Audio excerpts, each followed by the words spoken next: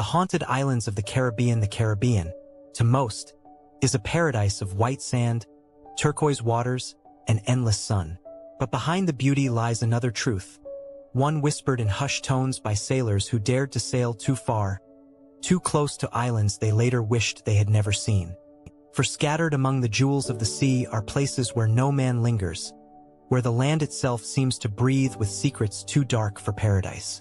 Locals know them well.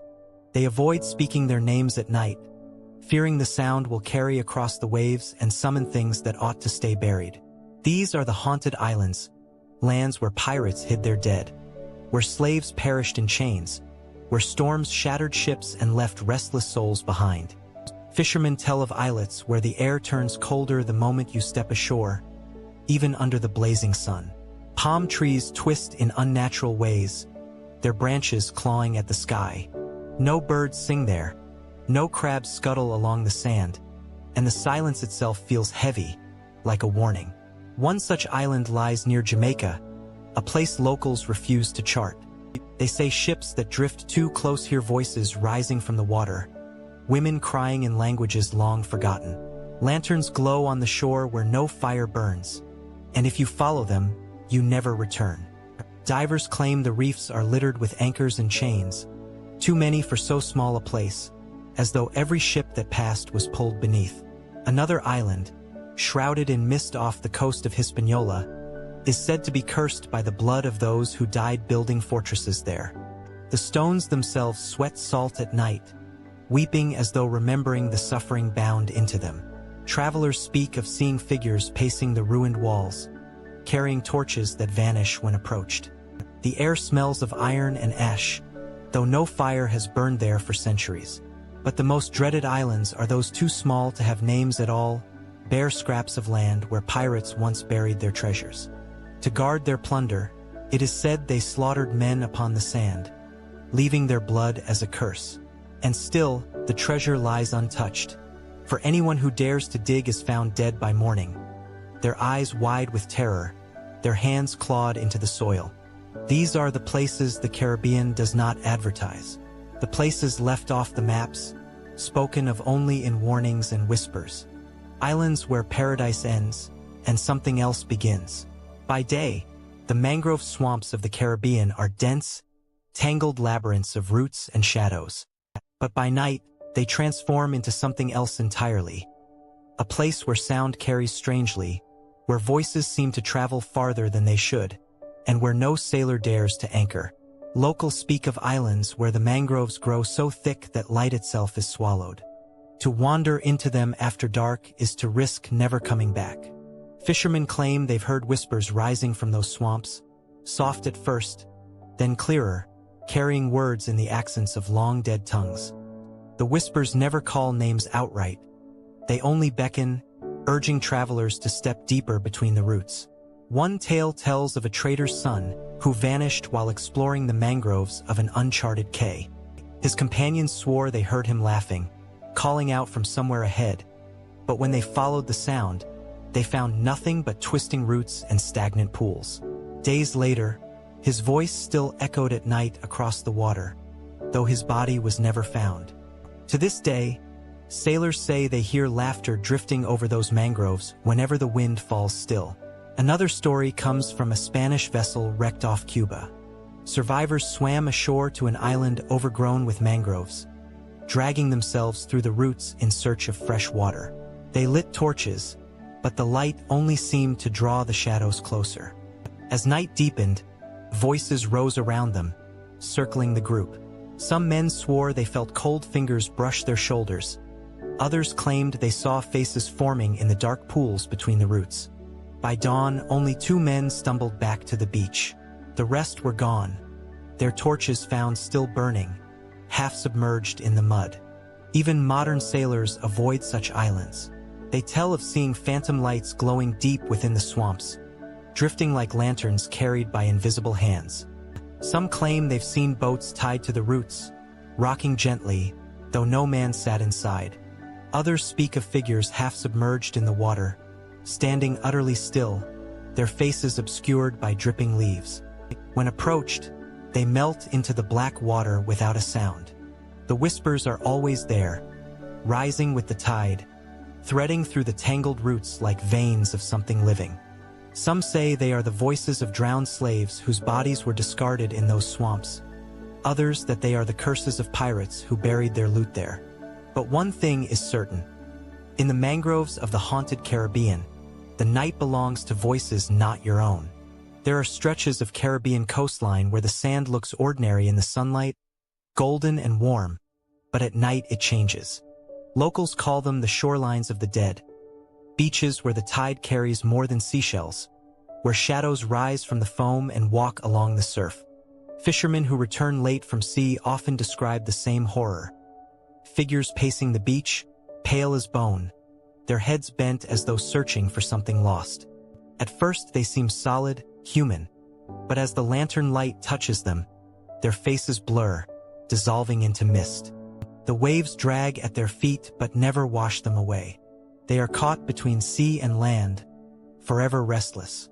One such place lies off the coast of Barbados, where an old graveyard once overlooked the water. A hurricane centuries ago tore through the island, washing bones from the earth and scattering coffins into the waves. Since then, villagers say the shoreline itself has been cursed. At night, the sand turns black, and the dead return to walk. Travelers who have camped their wake to see footprints circling their fires, though no one approaches. And if you follow those footprints to the water's edge, you will find them ending not in the sea, but in nothing at all, as though the walker simply vanished into air. Another cursed shore hides near the Bahamas. Sailors passing by at night say they hear wailing on the wind, a chorus of voices carried over the waves. Those who anchor nearby sometimes find their ships covered in wet handprints by dawn, as if dozens of bodies had climbed aboard during the night. Survivors whisper that these belong to the drowned, slaves, sailors, and captives thrown overboard when ships grew too heavy. The sea, unwilling to keep them, casts them back upon the shore, night after night. And then there is the most feared of all, the Cay of Bones. Few admit to knowing its exact location, but every captain swears it exists. They say its beach is littered with fragments of skulls and ribs, bleached white under the moonlight, never carried away by the tide. Lanterns set upon its sand burn blue instead of yellow, and no matter how tightly you anchor, your ship drifts closer to its shore, as though pulled by invisible hands. No man who has walked its beach has lived to tell the tale. Only wreckage returns, carried back to the sea with ropes frayed, sails torn, and the decks smeared with salt that tastes of blood. The Caribbean is full of beautiful beaches, but the haunted ones remind every sailor of a truth they try to forget. Paradise is only skin deep, and beneath it lies centuries of death. The waves may glitter in the sun, but at night they remember every soul that has fallen into them. The Caribbean has always been soaked in blood, of explorers, of slaves, of pirates, and some of that blood, they say, never washed away. It seeped into the soil, into the coral, into the very sand, leaving behind curses that cling to the islands like scars. There are stories of beaches where strange symbols appear overnight, carved deep into the sand though no hand was seen to draw them. Sailors wake to find circles of bone arranged neatly around their camps, each bone picked clean, each circle perfect. They scatter them in fear, but by the next night, the bones return, this time closer, as though the island itself is closing in. On one island near Trinidad, men discovered carvings etched into stone along the cliffs. Markings older than any colony, older than the pirates who came after. The carvings spoke of a goddess of the sea who demanded sacrifice, and it is said the pirates who buried their loot there fed her lives in exchange for protection. But centuries later, those who step onto the cliffs still hear the chanting of the old rites, still smell the smoke of offerings, and sometimes, if they look too long into the tide pools below, they see faces staring back, faces not their own. There is also the tale of the cursed fort of San Lucas, built on a small island that once served as a slave pen. Men and women were shackled there, waiting to be shipped across the ocean, many dying before they left. When the fort fell into ruin, the bones were left in the sand, and no one dared bury them. Today, travelers claim the ground shifts underfoot, as though bones still writhe beneath. Skeletal hands have been seen breaking through the sand in the moonlight, reaching up before sinking again, never fully surfacing but never gone.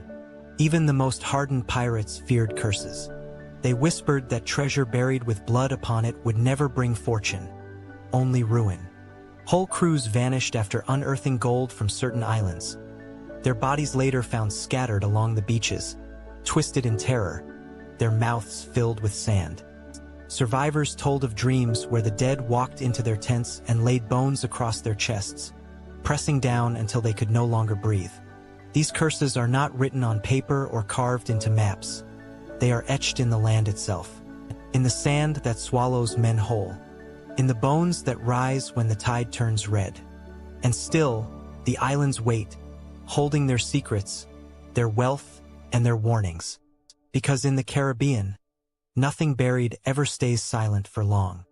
The sea around the Caribbean is said to be alive, not in the way of tides and storms, but in memory. Every shipwreck, every drowning, every death upon its waters becomes part of it, absorbed into its endless depths. The islands may hold their curses, but the sea itself remembers, and sometimes it refuses to forget. Sailors tell of nights when the water glows unnaturally, not with the blue shimmer of plankton, but with a pale light that forms shapes beneath the waves. Faces appear just below the surface, their mouths open in eternal cries, their eyes wide and searching. Some who have seen them swear the faces are not random but familiar. Friends, family, crewmates lost long ago, staring up from the deep, waiting for others to join them. There are tales of ships shadowed by phantom fleets, sails black against the moon, oars dipping silently into the water. They never catch the living vessels, never overtake them, but follow just out of reach, their hulls gleaming with seaweed and barnacles. If a sailor looks too long, he begins to hear the sound of their drums, a steady beat calling him towards sleep, and when he wakes, he finds himself at the railing, leaning into the sea as if ready to leap. The waters around Tortuga are feared most of all. They say the sea there runs thicker, darker, as though filled with blood. Many believe it was cursed by the countless men who died in pirate battles for the island. Some nights, sailors report seeing the very battles replayed upon the water. Phantom ships colliding, cannons flashing with no sound, crews of shadowy figures locked in combat before vanishing into the waves. To watch too long is dangerous, for those who stare are said to feel a hand grip their shoulder, dragging them toward the sea to join the fight forever. But perhaps the most chilling legend is whispered among old fishermen, the belief that the sea does not only remember souls, it collects them. Every storm, every shipwreck, every drowning adds to its hunger. When the waves rise, they do so not out of weather, but out of want. And when the sea takes a man, it is not to bury him. It is to keep him. To this day, travelers through the Caribbean still speak of eerie encounters. Voices calling them by name across the waves, shadows swimming beneath the hulls of their ships, and islands that appear suddenly on the horizon only to vanish when approached. They whisper of cursed beaches, of mangroves filled with laughter, of footprints that end in nothing. The Caribbean is beautiful, yes, but it is also a grave. And like all graves, it does not forget the dead, because the sea remembers every soul, and one day it may remember yours.